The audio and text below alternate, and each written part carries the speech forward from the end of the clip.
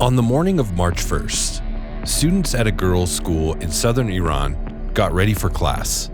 At least 165 of them would not come home. Iranian officials say airstrikes hit an elementary school Saturday, killing more than 160 people, mostly children. The school sat next to an IRGC barracks. The girls did not.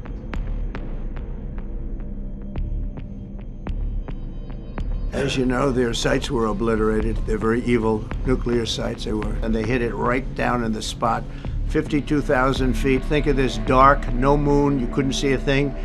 And they hit the refrigerator door, as they say. That's the size of a target. And overwhelmingly, and it's amazing what was done.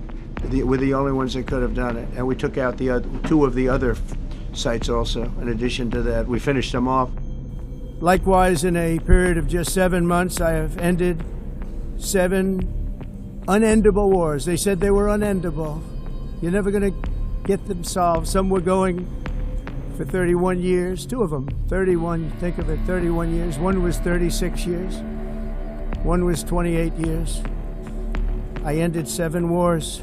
So the person who actually got the Nobel Prize called me and said, I'm accepting this in honor of you because you really deserved it. A very nice thing to do.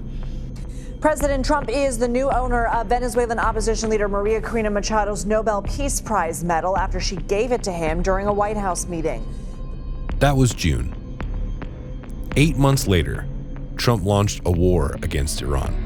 Trump, who killed an agreement to rein in Iran's nuclear program in his first term, now says the heavy and pinpoint bombing will continue uninterrupted throughout the week, or as long as necessary, to achieve peace. So which is it?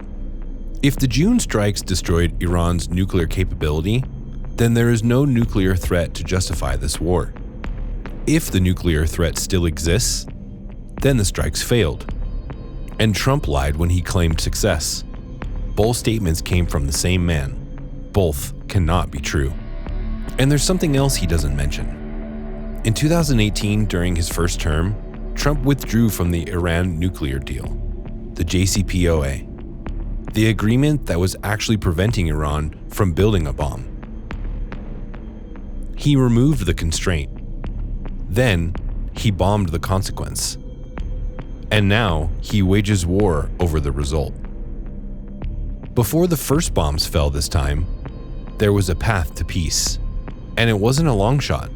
Oman, a Gulf state that has served as a trusted diplomatic channel between the US and Iran for decades, brokered 3 rounds of indirect talks in Geneva.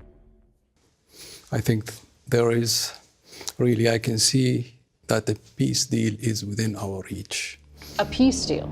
Yes, is within our reach if we just allow diplomacy the space it needs to get there. Iran agreed to never stockpile enriched uranium. Full IAEA verification. 0 stockpiling.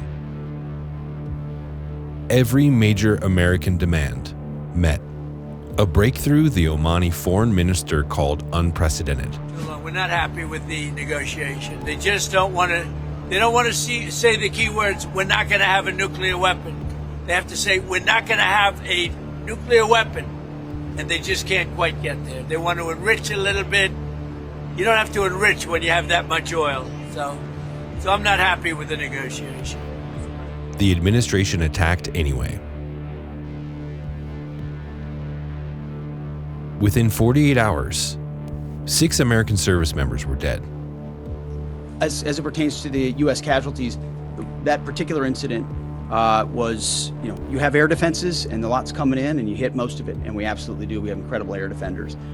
Every once in a while you might have one, unfortunately we call it a squirter that makes its way through, and in that particular case, it happened to hit a tactical operations center that was fortified, but these are powerful weapons. The lives of courageous American heroes may be lost, and we may have casualties. That often happens in war. The president suggests U.S. operations may not be limited to naval and air forces. Trump tells the New York Post, I don't have the yips with respect to boots on the ground. Like every president says there will be no boots on the ground, I don't say it. This is the man who campaigned on ending forever wars, who told voters Kamala Harris would lead the country into conflict.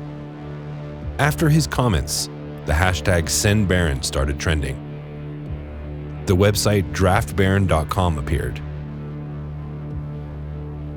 The public heard the carelessness. They responded in kind. Trump has called on the Iranian people to rise up and topple their government. But the Iranian people have watched what happened next door. The US promised to bring democracy to Iraq. Instead, it shattered the country. Hundreds of thousands dead. A region destabilized for a generation. And the democracy never came. Iranians have seen this film before. And now, protesters in Iran are being killed while an American president tells them to overthrow their leaders from his golf club in Florida. If this war isn't about nuclear weapons, and the administration's own timeline proves it can't be, then what is it for? Members of Trump's own party are asking. Thomas Massie warned publicly, attacking Iran, quote, won't make the Epstein files go away. Marjorie Taylor Greene predicted the strikes would come right after the files' release. In June, Trump said he obliterated the threat. In February, the threat was his reason for war.